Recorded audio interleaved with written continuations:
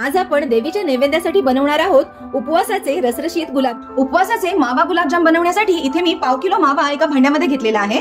गुलाबजामच्या बाइंडिंगसाठी ते फुटू नयेत म्हणून मी साबुदाण्याचं पीठ वापरते। यासाठी मी 3 चमचे साबुदाणे असे मिक्सरला बारीक करून घेतलेले आहेत। इथे मी साबुदाणा बारीक करून त्याची पावडर वापरते। जर तुमच्याकडे साबुदाण्याचं पीठ असेल तर ते देखील वापरू शकता। आणि आता ही साबुदाण्याची पावडर अगदी व्यवस्थित आपल्याला चाळून घालायची आहे। जराही यामध्ये जाडसर तुकडा आपल्याला घ्यायचा नाहीये। हे पहा, अशी व्यवस्थित ही चाळायची आहे। आता बघा, हा जाडसर भाग याच्यामध्ये राहिलेला आहे। हा जाडसर भाग आपल्याला घ्यायचा नाहीये। म्हणजे जवळजवळ 2 चमचे साबुदाण्याचं पीठ किंवा साबुदाण्याची पावडर यामध्ये मी घातलेली आहे। आता हे आपल्याला व्यवस्थित अगदी मळून घ्यायचं आहे। जास्त आपल्याला यामध्ये साबुदाण्याची पावडर किंवा पीठ घालायचं नाहीये। जर जास्त घातलं तर हे जे गुलाबजाम आहेत ते कडक होऊन जातील। हे पहा, हे आता व्यवस्थित असं मळून घ्यायचं आहे। हे पहा, अशा पद्धतीने ही साबुदाणा पावडर आणि मावा मी छान असा एकजीव करून घेतलेला आहे। आणि आता हा जो मावा आहे हा आपल्याला असाच 20 ते 25 मिनिटं झाकून ठेवायचा आहे। कारण आपण यामध्ये साबुदाण्याची पावडर घातलेली आहे, ती फुलायला थोडा वेळ लागतो। त्यामुळे आता हे 20 ते 25 मिनिटं असंच झाकून ठेवूया। आता आपण साखरेचा पाक बनवून घेऊया। त्यासाठी इथे मी एका भांड्यामध्ये अर्धा किलो साखर घेतलेली आहे आणि साखर बुडून थोडं वर पाणी राहील एवढं पाणी मी घालत आहे। गुलाबजामसाठी आपल्याला एकतारी पाक करायचा नाहीये। थोडासा चिकट असा पाक झाला की आपल्याला गॅस बंद करायचा आहे। आता साखर व्यवस्थित विरघळून देऊया।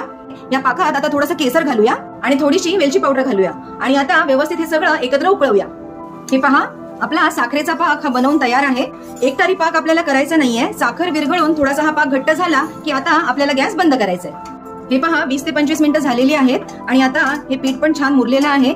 अगोदर हे जास्त ओलं होतं, पण आता साबुदाणा छान फुलल्यामुळे याची कन्सिस्टन्सी आता प्रॉपर झालेली आहे। आता गुलाबजाम बनवण्यासाठी आपण गोळे करून घेऊया।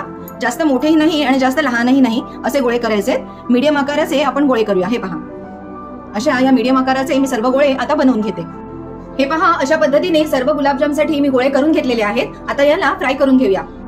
हे पहा, कढईमध्ये मी तेल गरम करत ठेवलेलं आहे आणि हे जे साबुदाणा पावडर घालून जे आपण गुलाबजाम करत आहोत ते आपल्याला मीडियम टू हाय फ्लेमवर फ्राय करायचे। जनरली गुलाबजाम आपण खूप कमी गॅसवर फ्राय करतो, पण जर हे गुलाबजाम तुम्ही कमी गॅसवर फ्राय केलात तर ते तेलामध्ये फुटून जातील। जर तुम्हाला तेल वापरायचं नसेल तर तुम्ही साजूक तूप देखील वापरू शकता, पण तेव्हा देखील तुम्ही मीडियम टू हाय फ्लेमवरच हे गुलाबजाम फ्राय करा। त्यामध्ये 2 गुलाबजाम घालून बघूया आणि आपल्याला आता चेक करायचं आहे। जर हा गुलाबजाम यामध्ये फुटला तर आपल्याला साबुदाणा पावडर थोडी आणखी वाढवायला लागेल। हे पहा, हे गुलाबजाम जराही फुटलेले नाहीये, याचा अर्थ आपण जे प्रमाण घेतलेलं आहे ते व्यवस्थित आहे। आता आपण बाकीचे देखील गुलाबजाम तेलामध्ये घालून घेऊया आणि असे हे वर तेल सोडत मीडियम टू हाय फ्लेमवर आपण फ्राय करून घेऊया। हे पहा, मस्त असे खरपूस रंगावर हे गुलाबजाम मी फ्राय करून घेतलेले आहेत। आता हे सर्व गुलाबजाम मी काढून घेते। आता हे गुलाबजाम या पाकामध्ये घालते। सर्व गुलाबजाम पाकामध्ये मी मुरण्यासाठी घातलेले आहेत। आता 2 तास तरी हे आपल्याला पाकामध्ये मुरवायचे आहेत। 2 तास झालेले आहेत आणि सर्व गुलाबजाम मस्त पाकात मुरलेले आहेत। तुम्ही बघू शकता किती सॉफ्ट मऊ हे गुलाबजाम झालेले आहेत। हे गुलाबजाम जे आहेत ते तोंडात टाकताच विरघळतात।